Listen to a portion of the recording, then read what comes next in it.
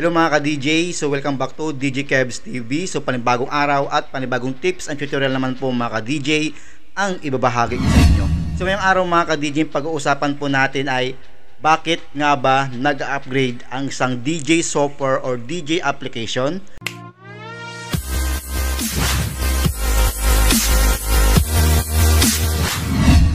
So ngayon mga ka-DJ, magsimula po tayo sa ating unang topic. Ito nga po yung bakit nga ba nag-upgrade ang isang DJ software or DJ application. Okay, so ngayon mga ka-DJ, ang dahilan po mga ka-DJ kung bakit nag-upgrade ang isang DJ software or DJ application, sapagkat po mga ka-DJ ay nag-upgrade din po mga ka-DJ yung ating mga DJ controller. Okay, for example po mga ka-DJ, no, si Virtual DJ, Serato, Traktor at Rekordbox developer, once na nalaman nila na nag-upgrade ang isang DJ hardware or DJ controller, syempre po mga ka-DJ, ang gagawin nila, kanila ding i-upgrade yung kanilang mga DJ application para po maging compatible po dun sa mga latest po na mga DJ hardware or DJ controller.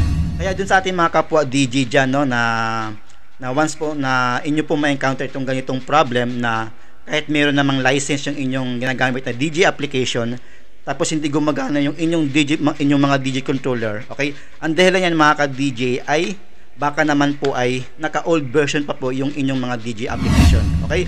Kumbaga po mga ka-DJ, no, yung ginagamit yung DJ, kumbaga mga ka-DJ, yung ginagamit yung DJ controller ay hindi pa po siya kasama dun sa mga list na mga DJ controller na compatible dun sa ginagamit yung DJ application ngayon. Kumbaga, kung kahit mga ka-DJ ay hindi po siya gumagana. Except na lang po mga ka-DJ, no, kung halimbawa po naka-old version yung inyong inyong DJ hardware or DJ controller, tapos naka-upgrade po yung inyong DJ software, wala po yung problema mga ka-DJ. Talagang babasahin talaga ni Virtual DJ yung inyong DJ controller. Ang problema lang po mga ka-DJ, kapag halimbawa po mga ka-DJ na naka-upgrade yung inyong DJ hardware or DJ software or DJ controller, tapos naka-old version yung inyong DJ software, talagang mga ka-DJ na hindi po babasahin ni Virtual DJ yung inyong DJ controller. Kaya po mga ka-DJ, once po nabibili po kayo ng mga latest po na mga mga DJ controller, okay, make sure din po mga ka-DJ na yung inyong gagamitin ng mga software or DJ application ay mismong upgrade din po mga ka-DJ para po is tumugma sila, no? Tumugma silang dalawa or maging compatible silang dalawa. So ngayon mga ka-DJ, hanggang dito na lang po nagtatapos ang ating tutorial, okay? Sana po mga ka-DJ nakatulong po ito sa inyo, lalong-lalo na po dun sa ating mga baguhan nating mga DJ dyan.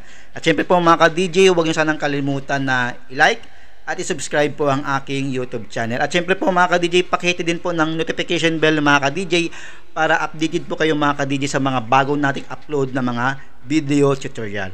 At higit sa lahat po mga ka-DJ, no, once po na maligaw po kayo sa Facebook page ko, DJ Kevs TV, okay? Huwag niyo sanang kalimutan mga ka-DJ na i-like at i-follow. Maraming salamat po mga ka-DJ. Ingat po kayo palagi at God bless you always.